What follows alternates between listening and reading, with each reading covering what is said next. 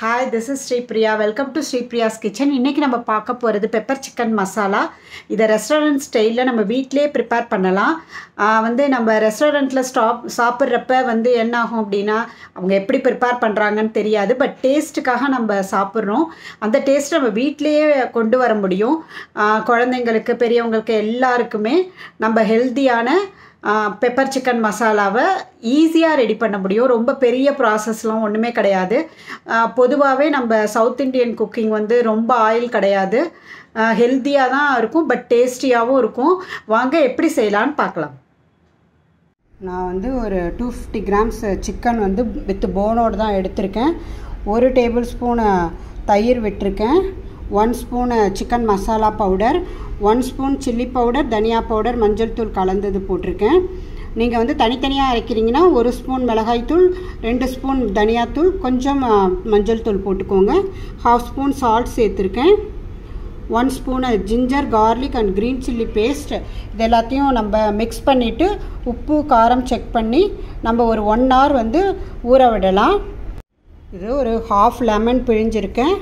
பிழிஞ்சு இதை ஒரு 1 hour ஊற வைக்கலாம். நம்ம எல்லாத்தையும் மிக்ஸ் பண்ணியாச்சு. நல்லா சிக்கன் நல்லா இந்த உப்பு காரம்லாம் ஏறட்டும். ஒரு அடி கனமான பாத்திரத்தில் ஒரு குழிக்கரண்டி நான் கடலெண்ணெய் விட்டுருக்கேன். 2 கிராம்பு, பட்டை, பிரிஞ்சி இலை போட்டு தாளிச்சிருக்கேன். இதில் நறுக்கின வெங்காயத்தை போட்டு பொன்னிறமாக ஆகிற வரைக்கும், நல்ல கோல்டன் ப்ரௌன் கலர் வர்ற வரைக்கும் நம்ம இதை வதக்கலாம். ஒரு 1/2 ஸ்பூன் சால்ட்டு போட்டு வெங்காயத்தை பொன்னிறமாக வதக்கிட்டேன்.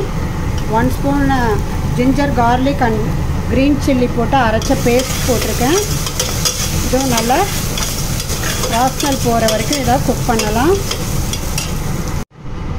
இப்போ இந்த ஊற வச்ச சிக்கனும் ஒரு 1/2 டம்ளர் வாட்டரும் விட்டுருக்கேன். இது நல்லா கொதி வந்தோடனே மூடி போட்டு மூடி ஒரு 15 மினிட்ஸ் நம்ம இடையில கிளறி விட்டு இந்த சிக்கன் நல்லா வேகிற வரைக்கும் குக் பண்ணணும். உப்பு காரம்லாம் இப்போ செக் பண்ணிக்கோங்க. சரியான அளவில் இப்போ சேர்த்துடலாம். நம்ம இப்போ இதை ஒரு மூடி போட்டு மூடி நம்ம குக் பண்ணலாம்.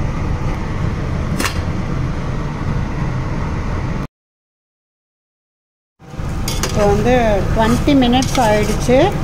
இந்த போட்ட தண்ணி எல்லாமே வத்திடுச்சு, சிக்கனும் நல்லா வெந்துடுச்சு. இப்போ நல்லா இதை நம்ம ட்ரை பண்ணுவோம். இந்த ஸ்டேஜில் நம்ம 1 டேபிள் ஸ்பூன் மிளகு, 1 ஸ்பூன் சோம்பு, ரெண்டுத்தையும் வரும் வானலியில் வறுத்து மிக்சியில் நல்லா பவுடர் பண்ணிக்கணும். பெப்பர் சோம்பு பவுடர் ரெடி. பெப்பரும் சோம்பும் அரைச்ச பவுடர் இருக்குது. இதை இதில் சேர்க்கலாம்.